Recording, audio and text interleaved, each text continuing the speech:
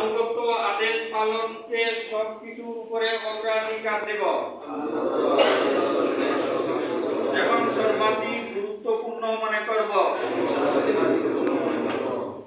2 আমার সকল কাজের লক্ষ্য আল্লাহর সন্তুষ্টি অর্জন এবং ইহকালের কল্যাণ ও পরকালের মুক্তি লাভ।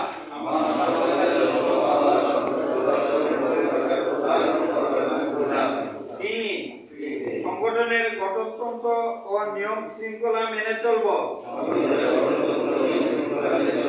সকল পর্যায়ে আমিরে মজলিসের আনুগত্য করব।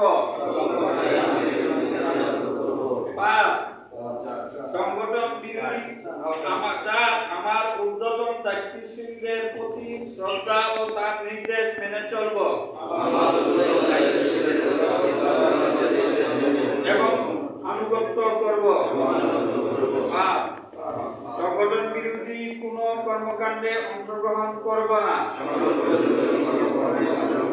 এবং সংগঠনের মর্যাদা ক্ষুণ্ণ হয় এমন কাজ থেকে বিরত থাকব। সংগঠনের সকল গোপনীয়তা রক্ষা করব। আল্লাহ আমাকে ওয়াদা পালন করার তৌফিক দান করুন।